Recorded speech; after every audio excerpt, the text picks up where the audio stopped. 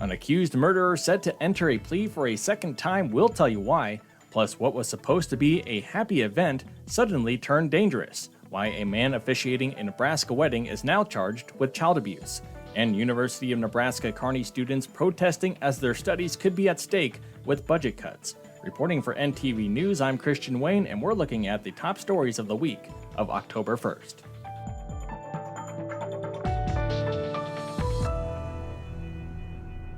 An accused killer pleaded not guilty to murder for the second time. 20-year-old Logan Hunshorse is accused of shooting Todd Shearer in a tack room at Fauner Park, returning later to beat and rob the 62-year-old man who died from his injuries. Hunshorse had previously pleaded not guilty but withdrew his plea on the murder charge, asking it to be reduced from first to second degree. A judge denied that request. According to court records, a jury trial in the case has been scheduled for early January.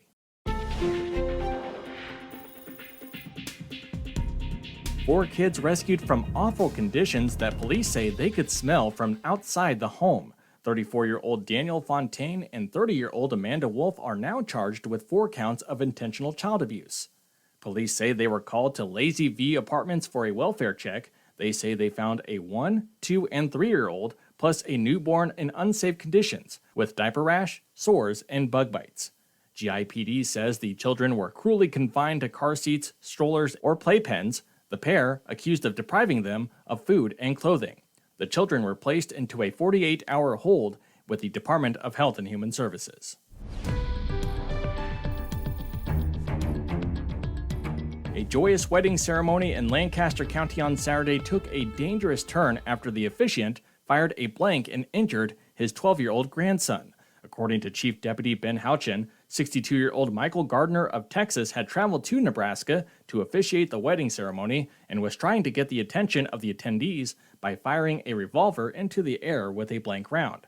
When Gardner cocked back the hammer of the revolver, it slipped, firing the blank and striking his grandson in the left shoulder.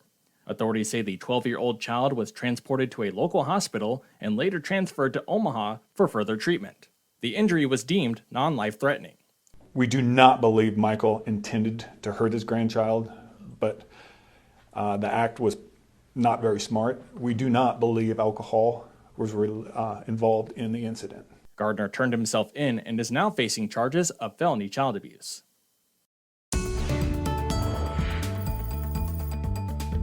Nebraska has announced regulations on gender-affirming care on the same day a new law that restricts it went into effect. The new regulations require transgender kids seeking gender-affirming care to wait 7 days to start puberty-blocking medications or hormone treatments. The new rules also demand trans kids undergo at least 40 hours of therapy before starting any treatments.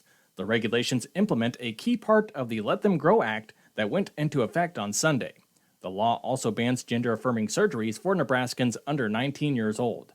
The new rules will be in effect while the state health department takes public comments on a proposed final set of regulations. Many departments and majors at the University of Nebraska at Kearney are in jeopardy as new proposed budget cuts have been pushed by the school administration. These budget cuts could completely eliminate the theater, modern language, journalism departments, and others. UNK needs to cut $3 million from its budget as well, and according to officials, 30-plus employees could be fired. Laura Rosema, a student at UNK who organized a protest against the proposed cuts, talked about what made her jump into action. I felt such a rush of emotion, and people were clearly very upset and scared and angry and confused. So I felt that anger and that emotion needed to be turned into some action, and I wanted there to be an opportunity for us to voice our concerns and to put that passion into power.